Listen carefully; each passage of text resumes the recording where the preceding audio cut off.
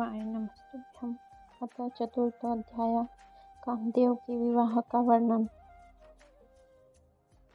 नारद जी बोले, हे विष्णु शिष्य, हे महाप्राज्ञ, हे विधे संसार की रचना करने वाले, हे प्रभु, आपने शिव जी की लीला रूपी अमृत से युक्त यह उद्भट कथा कही।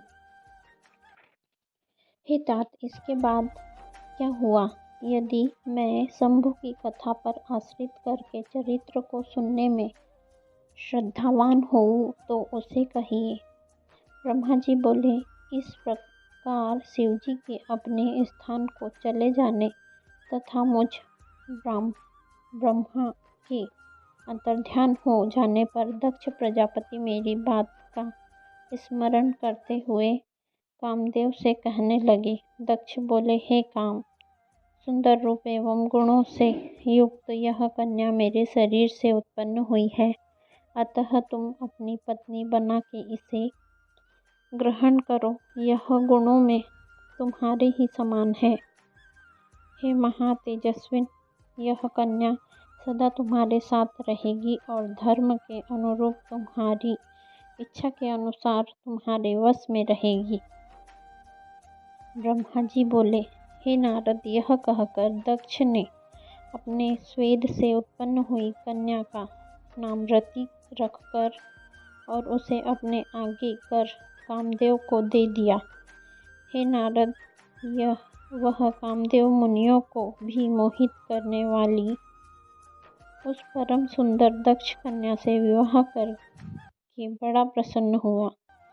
परमासक्त कामदेव भी परम कल्याणकारिणी रति नामक अपनी स्त्री को देखकर उसके गुणों से आकृष्ट होकर उस पर अत्यंत मोहित हो गया।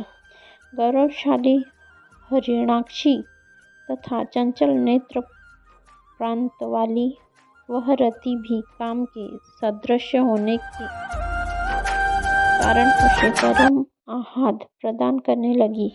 उसकी चपन भौहों को देखकर कामदेव संशय में पड़ जाता था कि विधाता ने सबको वश में करने वाले मेरे धनुष को इसके नेत्रों में सन्निविष्ट कर दिया है क्या? हे द्विजश्रेष्ठ, उस रति के कटाक्षों की शीघ्र गति तथा उसकी सुंदरता को देखकर कामदेव को अपने अस्त्रों की शीघ्र गति पर विश्वास नहीं रह जाता। उसके स्वाभाविक रूप से सुगंधित तथा मंद श्वासवायु को सूंघकर कामदेव ने मलय पवन के प्रति अपनी श्रद्धा का त्याग कर दिया। सुंदर लक्षणों से युक्त तथा पूर्णिमा के चंद्रमा के समान उसके मुखमंडल को देखकर कामदेव उसकी मुख और चंद्रमा का भेद करने में असमर्थ हो गया। सुवर्ण कमल की कली के समान उसका वक्षस्थल भ्रमर से वेष्टित कमल की भांति सुशोभित हो रहा था। उसका कठोर स्थूल एवं उन्नत वक्ष स्थल का मध्य भाग नाभि पर्यंत लटकने वाली लंबी पतली तथा चंद्रमा के समान स्वच्छ माला धारण किए हुए था। वह कामदेव भ्रमर की पंक्तियों से घिरी अपने पुष्प धनुष की प्रत्यंचा को भी भूल गया और उसे देखना छोड़कर बार बार उसी रति की ओर एकटक देखने लगा। चारों ओर त्वचा से परिवेष्टित उसकी नाभि का रंध्र अत्यंत गंभीर था। उसके मुख कमल पर दोनों नेत्र लाल कमल के समान प्रतीत हो रहे थे। उस कामदेव ने कृश कटि प्रदेश वाले शरीर से सुशोभित स्वभावतः सुवर्ण की आभा वाली उस रमणी को सुवर्ण वेदी के समान देखा। कदली स्तंभ के सदृश विस्तृत, स्निग्ध, कोमल तथा मनोहर उसकी जंघाओं को कामदेव ने अपनी शक्ति के समान देखा। लाल लाल पादाग्र तथा प्रांत भाग वाले उसके दोनों पैर रंगे हुए थे। इससे कामदेव अनुरक्त होकर उसका मित्र बन गया।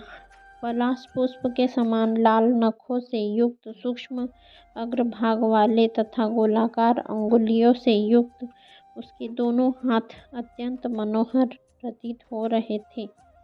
उसकी दोनों भुजाएं कांतिमय मृणाल के समान लंबी, कोमल, स्निग्ध और कांतियुक्त लाल मूंगे के समान शोभित हो रही थी। उसका मनोहर केशपाश काले काले बादलों के समान शोभा पा रहा था। इससे वह कामप्रिया चमरीके बालों को धारण करने वाली चंवर की भांति सुशोभित हो रही थी। सौंदर्ययुक्त ऐसी रति को हर्षित नेत्रों वाले कामदेव ने उसी प्रकार ग्रहण किया जिस प्रकार हिमालय से उत्पन्न गंगा को महादेव जी ने ग्रहण किया था। चक्र तथा पद्म के चिन्हों से युक्त मृणाल खंड के समान मनोहर हाथों से युक्त वह रति गंगा नदी के समान प्रतीत हो रही थी। उस रति की दोनों भौहों की चेष्टाएं नदी की सूक्ष्म लहरों के समान प्रतीत हो रही थी। उसके कटाक्षपात ही नदी की वेगवती धारा से और विशाल नेत्र कमल के समान प्रतीत हो रहे थे। उसकी सूक्ष्म रोमावली शैवाल थी और वह अपने मनरूपी वृक्षों से विलास कर रही थी। उसकी गंभीर नाभि हृदय के समान शोभा पा रही थी। वह कृशगात्रा रति अपने सर्वांग की रमणीयता तथा लावण्यमयी शोभा से 12 आभूषणों से युक्त तथा 16 श्रृंगार से शोभायमान होकर संपूर्ण लोकों को मोहने वाली और अपनी कांति से 10 दिशाओं को प्रज्वलित करती हुई महालक्ष्मी जैसी प्रतीत हो रही थी। इस प्रकार परम सुंदरी रति को देखकर कामदेव ने इसे बड़ी प्रसन्नता से ग्रहण किया। इस प्रकार स्वयं काठ से उपस्थित हुई महालक्ष्मी को भगवान नारायण ने ग्रहण किया था।